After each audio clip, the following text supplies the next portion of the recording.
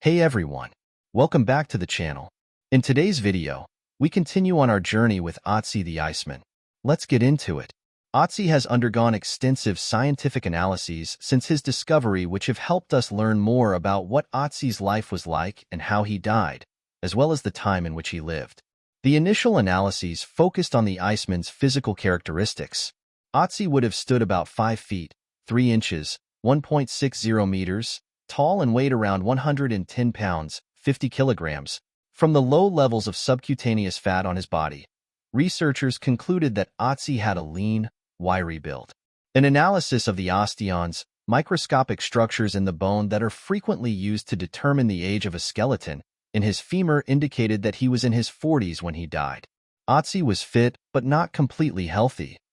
Analyses demonstrated that he suffered from several ailments, including Lyme disease and intestinal parasites.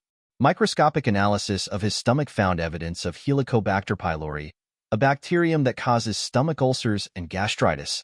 He also has extensive wear on his teeth and his joints, especially his hips, shoulder, knees, and spine.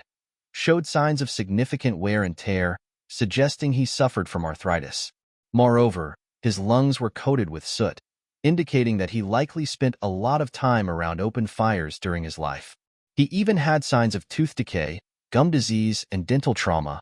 DNA analyses have also untangled Otzi's complex genome.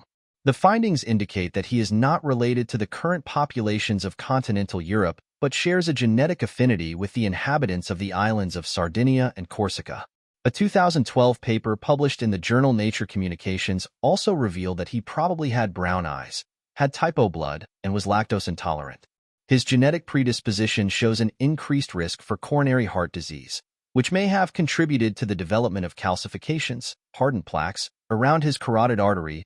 Isotopic analysis, which quantifies isotopes, or different forms of the same element, such as carbon-12 and carbon-13, was used to determine Otzi's place of origin and reconstruct specific aspects of his diet, including what he ate before he died. Isotopes are ingested in the foods organisms eat and then stored in bones, teeth, and other tissues. Everything points to an origin from the southern side of the Alps, Herschel said.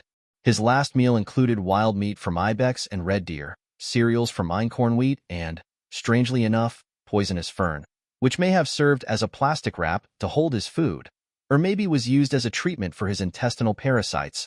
Detailed analyses of Otzi's artifacts have also revealed much about the ancient man's life and times. Scattered bits of leather, plant fiber, animal hide, string, his axe, and an unfinished bow were found near him when he was first dug out of the ice. Additional artifacts were discovered during subsequent archaeological excavations at the site in the fall of 1991 and the summer of 1991, including more hide, leather, a knife, an arrow quiver, and pieces of Otzi's clothing. Archaeologists were able to reconstruct the Iceman's wardrobe, which consisted of a cloak, leggings, a belt, a loincloth, a bearskin cap, and even shoes. The latter were made out of deer hide stretched on a string netting and were insulated with grass. Archaeologists also found a leather pouch containing a tinder fungus, a scraper, a boring tool, a bone awl, and a flint flake. Otzi was one of the first people on Earth to have tattoos. He sported 61 tattoos, in the shape of parallel lines and crosses, that adorned his ribcage, lower back, wrists, ankles, knees, and calves. Unlike modern tattoos, these were not made with a needle. Instead, fine incisions were made on his skin, and the resulting wound was filled with charcoal. Researchers do not think the tattoos were decorative. Rather, they might have served a little understood therapeutic or medical purpose, perhaps a form of primitive acupuncture.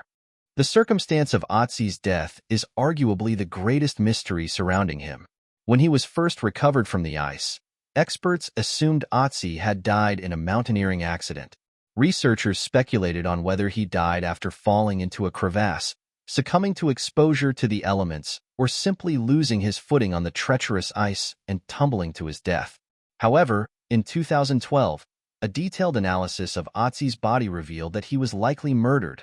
Otzi sustained 2 significant injuries, one to his shoulder and one to his head.